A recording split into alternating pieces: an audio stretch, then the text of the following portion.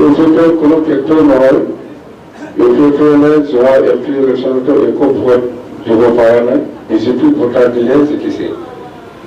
আমাৰ তুলনামূলকভাৱে বিপিএফ দলে যোৱা এমপি নিৰ্বাচনত আমি জিকিছে, আমি হাৰা নাই। আমি জিকিছে। অফিচিয়েলি আমি হয়, আমি জিকা নাই, কিন্তু আনঅফিচিয়েলি আমি জিকিছে। জিকিছে ইউপিপিএল হিচাপে ভোটে নাই, বিজেপিহে সব, বিজেপि ভোটারে। उफ्रा इलेक्शननि थाखाय इउपिपिएलआ फेक्टर नङा, अब्ला फेक्टरा बबे जागोन बेखौ दिनैनि भिडिअनि गेजेरजों क्लियारै सावरायगोन। लोगोसे सोरनि सहाय लानानै इउपिपिएलआ देरहादों थांनाय एमपि इलेक्शनाव बेनि पिक्चाराबो क्लियार जानो थांगासिनो दं। लोगोसे दिनै निर्दलीय उदां बिजाथि हिसाबै चन्दन ब्रह्मआ दारायनो हासिगौ नामा, बिथाङा मा बोराबदों इउपिपिएलनिफ्राय घोषणा खालामखानाय टिकेट मोननो थांखानायखौ टिकेट होजायैनि बिथाङा माबादि दुखु आरो सिं मा प्लेन लागासिनो बेखौबो दिनैनि भिडिअ जोबनाय फारसे सावरायगोन। बेनि सिगां मोनसे प्रमद बर' सार बुंनाय बेखौ आं होनो थांगासिनो दं। So' hello' everyone, one second welcome back to the channel. दिनैनि गोदान भिडिअ नोंथां बयखौबो गोसो गोथारै बरायदों, लोगोसे आसा खालामो इसोरनि अननायाव नोंथां बयबो मोजां दं। स' भिडिअखौ जागायनायनि सिगां नैबे भिडिअ क्लिप्सखौ नायग्रोदो, ओमफ्राय एन्सारखौ नोंथांमोना कमेन्ट बक्सआव हरबानो जाबाय। ভুল কাম কৰা নাই, যাৰ কাৰণে ৰাইজে আজি ভাবিবলৈ বাধ্য হ'ব যে মোৰ এগেইনষ্টত কিবা এটা কথা কোৱাৰ কাৰণে। হাগ্ৰামা মহিলাৰী ডাঙৰীয়াই নিজে 17 বছৰে একো নকৰিলে, এতিয়া আমি কৰা কামবিলাক দেখা পাই পেলাই তেখেতসকলে হতাশ হৈছে। नुनो मोनबाय प्रमद बर' सारनाव खुनु भुल गैया, नङा होमबा?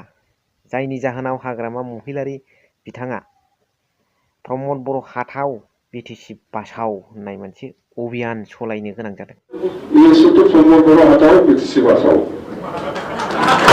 दा गिबियाव आङो मोनसे खोथाखौ बुंग्रोनो सानदों।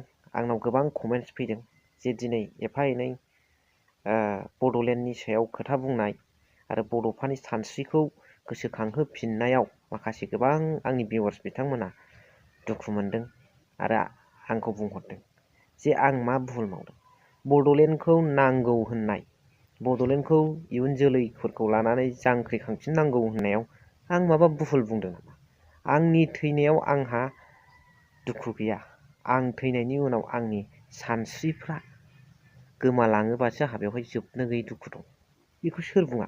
बयबो मिथियो, बड'फा उपेन्द्रनाथ ब्रह्म। दा अब्ला बेनि सानस्रिफ्रा मा बेखौ आं गोसोखांहोफिननायाव भिडिअनि गेजेरजों बुंनायाव आं माबा भुल मावदों नामा बा भुल बुंदों नामा? आन्दलननि दोहौजों फैनाय प्रमद बर' सारा बिटिआरनि CM जाफैबाय। बिथाङाबो मिन्थिगौ बड'फा उपेन्द्रनाथ ब्रह्मनि सानस्रिया मामोन। बड'फा उपेन्द्रनाथ ब्रह्मआ माखौ हास्थायो? दिनै आं बुंबावदों हाजार रोजा मुंख्लंफ्रा बिटिआरनि थाखाय जादों नामा होननानै, नाथाय बेवहायनो आंनि कमेन्ट्सआव बुंहरदों बिटिसिनि थाखाय जादोंमोन नामा होननानै सोंहरफिनदों। बिथांमोना पार्टिनि खोथा बुंदों आरो डाइरेक्ट प्रमद बर' आरो हाग्रामा बिथांमोनखौ लानानै। दा बिटिसिनि थाखायबो बिएसिनि थाखायबो बिटिआरनि थाखायबो रोजा रायजो राजाफ्रा मुंख्लं जायाखै।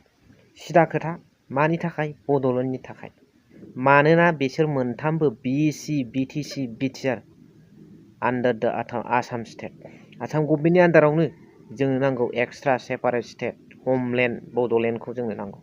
बेखौसो बुंदों आं। बेवहाय मा बिटिसिनि थाखाय, बिटिआरनि थाखाय बुंनाया नैबेल'। बिटिआरखौ मानो बुंबाय थानाय जादों? प्रमद बर' सारनि नेतृत्वआव दिनै फाइनाल एन्ड कमप्रिहेन्सिभ सुक्ति खालामनानै फैबाय आरो बेनि जोबथा होननाय बेयावसो सुक्तिखौ खालाम स्टेप बाय स्टेप, नाथाय साबसिननिफ्राय साबसिन खालामनांगौ आरो जोबथा जानो मोना। बिटिसिआवथ' बिदि फाइनाल एन्ड कमप्रिहेन्सिभ होननाय लिरनाय गैया, दद थाबावगौमोन होननाय। नाथाय नैबे बिटिआरआव फाइनाल एन्ड कमप्रिहेन्सिभ होननायनि थाखाय बिटिआरखौ जावले बुंबाय थानांगौ जानानै फैदों। प्रमद बर' सारखौ बुंबाय थानांगौ जानानै फैदों आरो दिपेन बर'नि नेतृत्वआव दुलाराय बर' फरायसा आफादाबो बेखौ बार सापर्ट होबाय थानायाव बुंनो गोनां जादों। मालानिफ्राय बिटिआरआ जोंनि फाइनाल एन्ड कमप्रिहेन्सिभ जाफेरखो? रायजो राजाफोर फाइनाल नामा? कमेन्ट बक्सआव लिरना हर। जोंना फाइनाला मा? बड'लेण्डआसो जोंनि फाइनाल। स' बेजों लोगोसे जोंहा चन्दन ब्रह्म बिथाङा फैबाय थानाय इयुनाव निर्दलीय इन्डिपेन्डेन्टलि बिथाङा ओंखारनो हागौ खारन बिथाङा दुखु थाहैबाय जिबादि प्रसार खालामदोंमोन जिबादि आसाजों बिथाङा UPPL आव हाबफैदोंमोन समयनि दाबियाव UPPL जों गोरोबफ्लेहैदोंमोन जिबादि सावरायलायदोंमोन बियो बिथांनि थाखाय पार्सनेलि फेइलार जाबाय चन्दन ब्रह्मनि थाखाय बिथाङा टिकेटखौ मोनाखिसै नैबे उफ्रा इलेक्सननि देरहाखानाय नुखानाय खोनाखानाय खुनु जेननांगौ गैया खुनु बेयाव कन्टेस्ट गैया होनलायलायथारदोंमोन बिथांमोना दा बेबायदि बिथांमोननि सावरायनायाव जुदि एथ' इजि मोनब्ला उफ्रा इलेक्सना चन्दन ब्रह्मआ मोननांगौमोन सासे बारग' मन्थ्रि जाबोनाय BTC खौ दैदेनबोनाय BTC जन्मदाता बियो गैया एथ' गिदिर लिडारा नेग्लेक्ट दा बिथाङा बोरैबाबा राजनितिकआव दसेनो उलुद फुलुद बारहुंखाबो बारो नालाय सम्भाबना दं फारलाखौ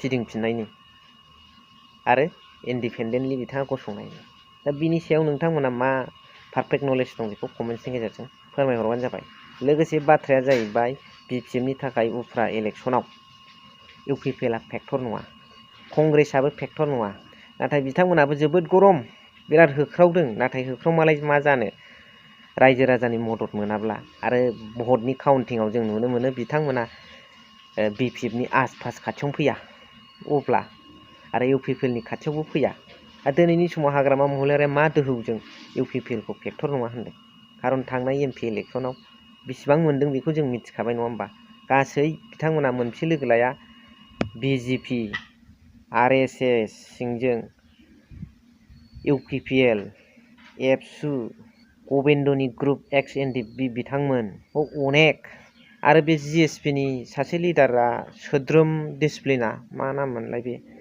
बेनि माखासे सापटार्सफोर थाबावबाय होमब्ला मोनसे लोगो लादों नाथाय अब्लाबो बिथांमोना बेसेबां भट मोना बेखौथ' रायजो राजाफ्रा बयबो निउस मिडिया कागजसे पेपारे नुबाय दा दिनै BJP खौ बै जमानिफ्राय थख' बख'योबा बिथांमोननि भटआ बेसेबां थागोन गैया BPF आ देरहानाय जादोंना जायाखै बेखौनो हाग्रामा महिलारि सारा बुंदों अफिसियेलि जों देरहायाखै आनअफिसियेलि देरहानाय उफ्रा इलेक्सननि थाखाय UPPL नि मिटिं खालामनो CM खौ नांगौ नङाबानो बिथांमोनाव ओरैया फैया खारन ओरै गासिबो BJP जाजोब्बाय होमबा मेन जुद्धआ सोरजों जागोन